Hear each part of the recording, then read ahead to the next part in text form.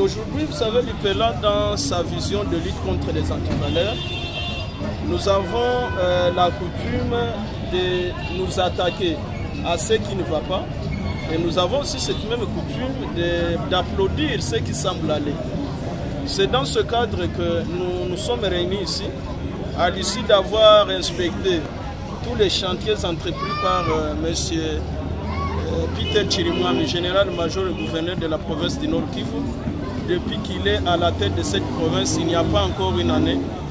Nous nous sommes dit lui dire merci en lui octroyant ce diplôme de mérite. Et c'est là pour seulement des objectifs.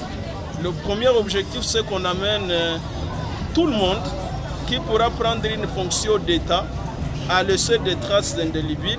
C'est par ces traces que d'autres qui passeront pourront dire voilà, tel a fait ça, nous pouvons aussi passer par la même voie que lui. Deuxième élément, nous voulions montrer que tout le monde peut servir le pays, qu'il soit seulement congolais, partout où il est envoyé, de l'Est à l'Ouest, du Nord au Sud, il peut servir le pays. Parce que vous savez, nous, IPELA, nous nous sommes toujours battus contre les quotas à caractère tribal. Tel poste ne doit être impérativement que pour tel.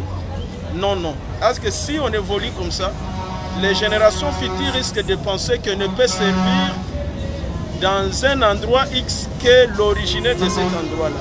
Non, nous devons aussi retourner à certaines valeurs prônées par Mobutu, de reste mémoire, qui a dit que tout Zaïrois à l'époque avait le plein droit de servir partout comme Zaïre. Voilà l'objet de déposer ce diplôme.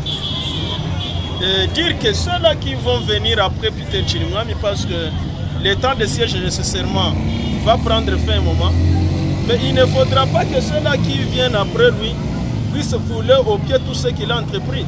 Parce que c'est le même financement, c'est les mêmes moyens.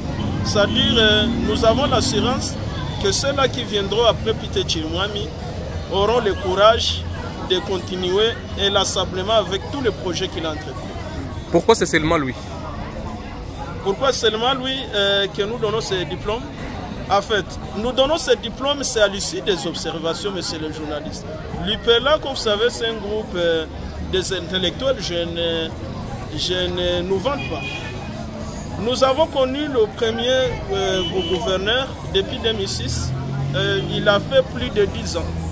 Après lui, nous avons connu celui qui a fait presque une année. Après lui, nous avons connu Constant Ndima. Ndima a fait Peter Chirimwami. Nous, quand nous faisons cette comparaison-là, parce qu'il y a ce qu'on appelle une étude comparée, dans quelles circonstances celui-ci a travaillé telle œuvre comparativement à celui-ci? Parce que vous savez, si Chirimwami était de mauvaise foi, j'insiste, il peut se dire que tout ce qu'il a comme argent, il met ça dans la guerre. Parce que vous savez, le temps de siège, aucun député provincial ne peut aller là et lui demander les rapports. Donc moi, nous comme IPELA, nous avons compris que ce qu'il fait, le fait en homme d'État. Et il voudrait que peut-être un jour dans l'histoire, il puisse être dans les annales de l'histoire du Nord Kivu en particulier et de toute la RDC en général. Voilà un peu pourquoi on l'a fait. Parce qu'il n'a que 10 mois, il entreprend ce que nous on croyait qu'on aurait dû entreprendre dans 10 ans ou 5 ans. Voilà. IPELA, c'est l'Union pour le progrès et la lutte contre les antivaleurs.